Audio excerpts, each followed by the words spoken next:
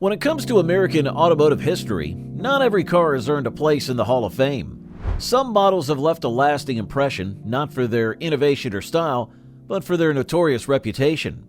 From poorly executed designs to mechanical nightmares, these cars have become symbols of frustration and disappointment for drivers across the country. Join us as we delve into the 17 worst American old cars in U.S. history. Number 17. 1978 Dodge Omni. The Dodge Omni, along with its nearly identical counterpart, the Plymouth Horizon, was a subcompact car manufactured by the Chrysler Corporation from 1978 to 1990. These vehicles were the first front-wheel drive economy cars assembled in the U.S. Marketed for 11 years with minimal changes, Chrysler produced approximately 2.5 million units. Initially, Chrysler sent an American management team to Chrysler Europe to find a suitable small car design for the U.S. market. The Omni was a 5-door hatchback with a transverse front engine layout. It was part of the L-body platform, related to other models like the Dodge Charger, Dodge Omni 024, Dodge Rampage, Plymouth Horizon TC3, Plymouth Scamp, and Shelby GLHS. Engine options included a 1.6-liter Simca Inline-4 early models, a 1.7-liter Volkswagen EA827 Inline-4 later models, and a 2.2-liter K Inline-4, including the high-performance GLHS variant. The 1.6-liter engine produced around 70 brake horsepower, while the 2.2-liter engine in the GHLS produced 93 brake horsepower. Available transmissions included a 4-speed Volkswagen manual, a 5-speed Chrysler manual, and automatic options. The Dodge Omni faced criticism for several reasons. It was cheaply made and had reliability issues. Its small, flat-bore engine lacked performance, and it had poor handling and weak brakes. Despite these flaws, it sold over 3 million units, likely due to its affordability and fuel efficiency during a challenging period for the auto industry. Number 16. 1972 Ford Maverick. The Ford Maverick debuted in 1970, taking the place of the Falcon in many markets. Initially, it was available as a 2-door sedan with a rear-wheel drive, built on the same platform as the 1960 Falcon. Later on, a 4-door sedan version was added. Production ran from 1970 to 1977 in the U.S., and it was also manufactured in Canada, Mexico, Venezuela, and Brazil from 1973 to 1979, where it encountered some difficulties. The Maverick was designed to compete with Japanese cars like the Datsun 610 and Toyota Mark II. Its name, styled to look like a longhorn cattle head, evoked the image of unbranded range animals. The car was available as a 2-door and later as a 4-door sedan. Engine options included a 170 cubic inch Thrift Power Inline 6, a 200 cubic inch Thrift Power Inline 6, a 250 cubic inch Thrift Power Inline 6, and an optional 302 cubic inch Windsor V8. The 4.9-liter V8 produced around 143 brake horsepower and 328 newton-meters of torque, paired with a 3-speed manual transmission. Despite its features, the Maverick was criticized for its lack of quality and performance. The base flat-4 engine was unimpressive, and even the optional V8 felt underpowered. Despite these issues, the Maverick remained in production for 7 years before being discontinued. Number 15. 1975 AMC Pacer. The AMC Pacer, produced by American Motors Corporation, was on the market from 1975 to 1980. Design work on the Pacer began in 71, aiming to offer the interior spaciousness of larger cars while maintaining a compact, aerodynamic exterior to meet the anticipated demand for smaller vehicles. The Pacer had an unconventional design, with a rounded shape and a large glass area. AMC promoted it as the first wide small car with a width equal to full-size domestic vehicles of the time. It introduced the cab-forward concept, emphasizing passenger space and comfort. Reviews described it as futuristic, bold, and unique. The Pacer had various engine options, including 3.8-liter and 4.2-liter inline-6 engines, a 4.6-liter inline-6, Mexico only, and a 5.0-liter V8. The 3.8-liter engine produced around 90 brake horsepower, while the 4.2-liter engine generated 110 brake horsepower. Available transmissions included 3-speed manual, 3-speed with overdrive, 4-speed manual, and 3-speed automatic. Despite its unique features, the Pacer was often criticized for its styling, considered one of the ugliest cars ever produced, and its poor fuel economy. Number 14, 1975 Mercury Bobcat. The Mercury Bobcat debuted in 1975 as a twin to the Ford Pinto, marking Mercury's first entry into the subcompact car market.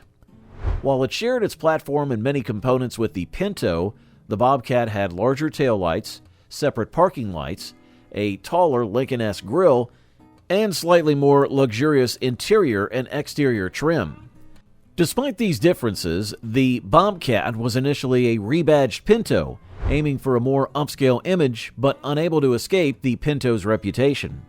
The Bobcat offered inline-4 engines, with the most common being the 2.3-liter inline-4, producing about 83 brake horsepower and 109 foot-pounds of torque. Available transmissions included a 4-speed manual. As a rebadged Pinto, it inherited some of Pinto's notorious issues, including safety concerns and quality problems. Despite efforts to differentiate, it suffered from lackluster performance and couldn't shake off the Pinto's negative reputation. Both the Bobcat and the Pinto were discontinued by 1980, leaving behind a mixed legacy. Number 13, 1960 Pontiac Tempest. The Pontiac Tempest was part of the automotive world from 1960 to 1970, and it made a return from 1987 to 1991. It was introduced as a budget-friendly compact car in 1960, sharing its unibody chassis with the Buick Special Skylark and Oldsmobile F85 Cutlass. However, the Tempest had a unique feature. Its innovative front-engine rear transaxle setup almost achieved a perfect 50-50 weight balance. The car's independent rear suspension provided agile handling, similar to the Chevy Corvair's swing axle design. Under the hood, the Tempest offered a Trophy 4 engine, which was a smaller version of Pontiac's V8 block, and an optional Buick 215 cubic inch V8 engine. The 215 cubic inch V8 engine produced approximately 140 brake horsepower and 279 Newton-meters of torque. Transmission options included a 2-speed automatic and a 3-speed manual. The Tempest later Coke bottle styling, from 1968 to 70, was not well received by consumers, leading to criticism despite its earlier success. Number 12, 1980 Chevy Citation X11. The Citation X11 was part of General Motors' X-Body lineup, which also included models like the Oldsmobile Omega and Buick Skylark. It was introduced in 1980 as GM's first small front-wheel drive car, marking a big change from their usual rear-wheel drive designs. The X11 was known for its sporty features, including suspension upgrades and a high-output version of the V6 engine. While this engine was less powerful than later models, it came with a 2-barrel carburetor. The factory two-tone Citations had a unique chip guard under the lower paint color, designed to protect the car from rock chips and reduce the risk of surface rust. The Citation X11 had a V6 engine with a displacement of around 2.8 liters, though this varied by model year. It initially produced 115 horsepower, which was fairly impressive at the time, but later versions boosted this to 130 horsepower with fuel injection. The standard transmission was a 4-speed manual. Despite its innovative features, the Citation X11 earned a poor reputation due to numerous recalls. There were 6 recalls even before the cars were sold, revealing problems with rush production and quality control. Issues included minor problems like faulty jack mounts and more serious ones such as spare tires that didn't fit properly. These issues contributed to its negative image. Number 11, 1982 Chevy Camaro. The Camaro first appeared on the market in 1967, created to compete with the Ford Mustang. It was built on the same platform as the Pontiac Firebird, with both cars produced by General Motors. The second generation of the Camaro began in 1970 and featured fastback styling and strong performance. However, engine output started to drop due to new emissions regulations. In the third generation, which ran from 82 to 92, the Camaro introduced aerodynamic ground effects and a wide rear window. The 1982 to 85 models were part of this generation and included various engine options, one of which was the infamous Iron Duke. The Iron Duke was a 2.5-liter inline-4 engine with a displacement of 2.5 liters or 151 cubic inches. It produced about 90 horsepower, which was disappointing.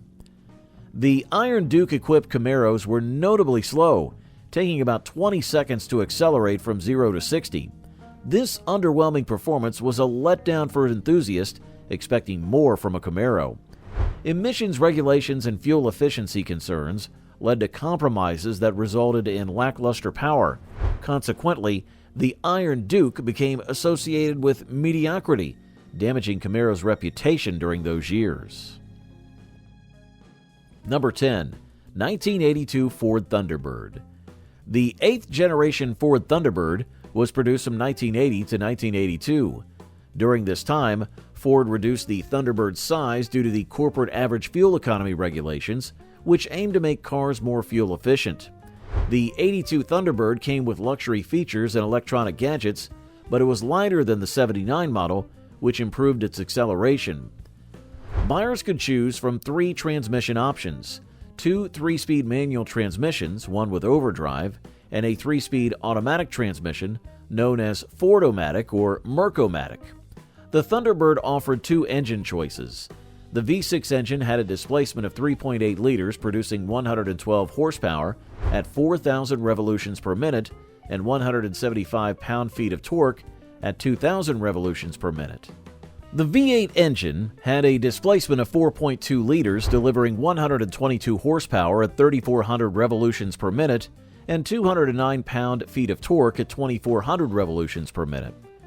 Both engines were matched with a 4-speed automatic transmission with overdrive. The Thunderbird was often criticized for being the worst of its series. Despite having large V8 engines, its heavyweight and low power output, due to emissions technology, led to only modest performance. Number 9. 1975 Dodge Charger. The 75 Dodge Charger continued as a B-body vehicle, but was redesigned to fit the growing trend of personal luxury cars. This model was a transitional one, bridging the gap between the fading era of powerful muscle cars and the emerging popularity of personal luxury coupes. On the outside, the 75 Charger featured a long hood, distinctive fuselage styling, and a prominent grille with round headlights. Inside, the focus shifted to comfort and luxury, with plush seats and advanced features like electronic ignition and optional power accessories. The special edition trim was particularly notable, offering extra luxury features and unique styling. Engine options for this model included a 5.2-liter V8 and a 7.2-liter V8. The power output ranged from 145 to 275 horsepower, with torque varying between 230 and 375 pound-feet. Despite its blend of performance and luxury, the 75 Charger didn't live up to its predecessors. Its power output was limited, with the top trim delivering just 240 horsepower. Rising gas prices also led to a drop in sales, causing the Charger to be discontinued after the 1978 model year. Number 8. 1970 AMC Gremlin. The AMC Gremlin was launched in 1970 to meet the growing need for smaller, more fuel-efficient cars. Manufactured by American Motors Corporation, the Gremlin was available in a single 2-door model from 1970 to 1978 in the U.S. In addition, AMC's Mexican subsidiary, VAM, produced the Gremlin in Mexico from 1974 to 1983. The Gremlin was built on the same platform as the AMC Hornet, but was shorter and lighter, making it a true subcompact car. Its design drew inspiration from the AMC AMX GT concept car, known for its distinctive rear end. The Gremlin's unusual look, including a shortened rear, gave it a unique and unconventional appearance. Over its production years, the Gremlin offered various engine options, including a 121 cubic inches Volkswagen EA831 inline-4, a 232 cubic inch AMC 232 inline-6, and a 303.8 cubic inches AMC 304 V8. Despite these options, the The Gremlin faced criticism for its odd styling and outdated features.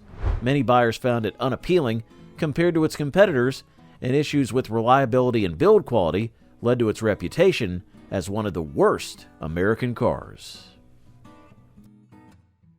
Number 7. 1974 Ford Gran Torino Elite.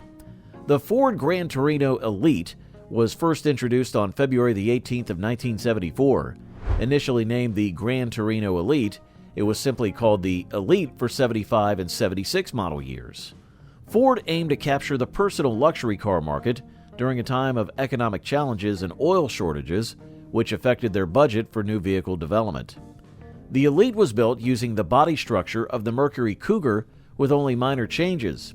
It featured a slightly redesigned front end to resemble the Thunderbird, including single round headlights, an egg crate grille, and distinctive twin opera windows. The car also had color-matched vinyl trim on its side, and its interior was very similar to the Mercury Cougar XR7.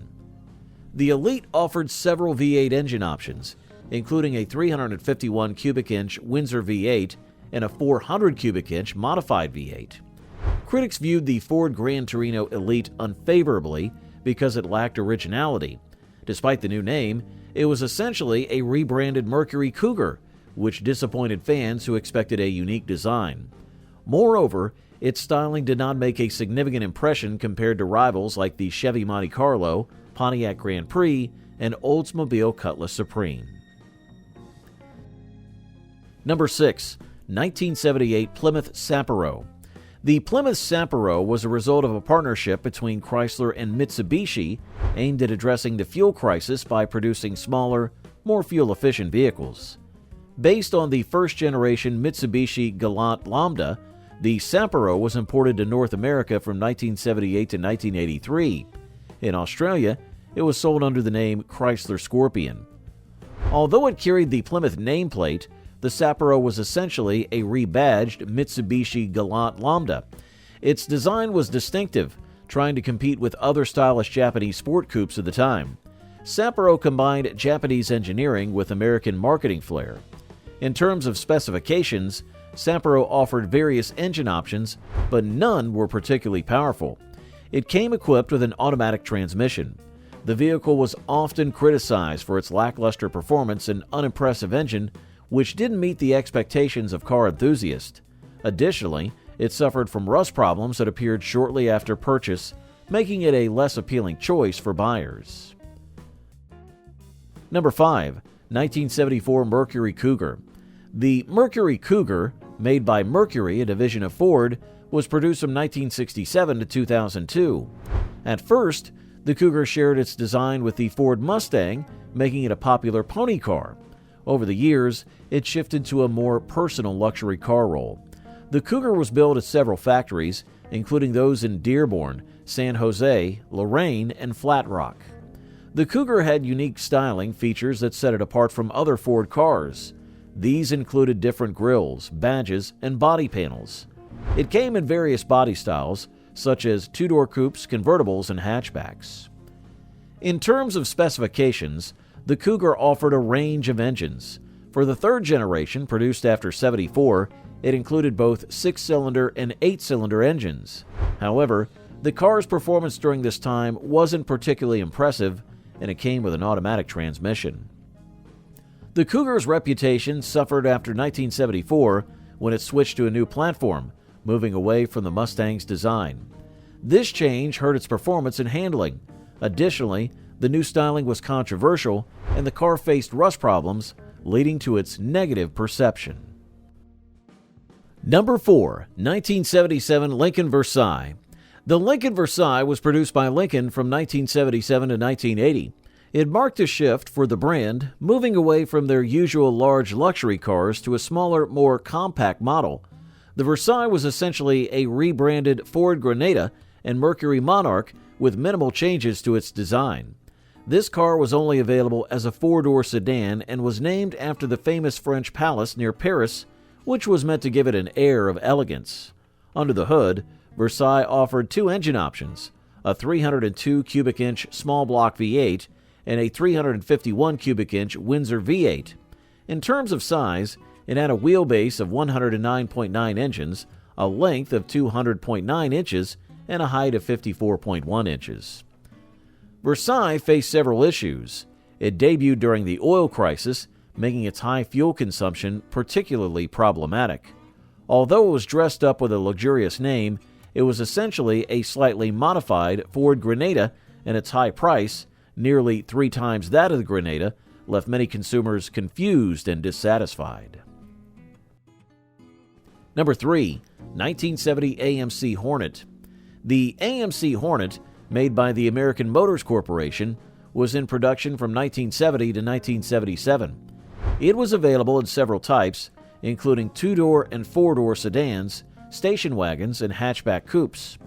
The Hornet replaced the smaller Rambler American line, ending the Rambler brand's presence in the American and Canadian markets. The Hornet platform led to the creation of other AMC models such as the Gremlin, Concorde, Spirit, and the innovative all-wheel drive AMC Eagle.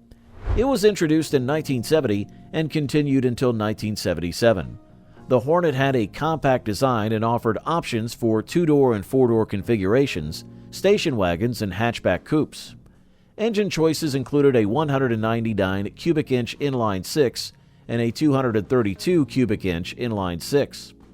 Transmission options were a 3-speed shift command automatic from 70 to 71 and a 3-speed torque command automatic from 1972 to 1977. Despite significant investment, the Hornet failed to impress. It was not as poor as the Ford Maverick, but it lacked the appeal of a truly great vehicle. AMC's offer to fix any problems except tire issues couldn't rescue it from mediocrity.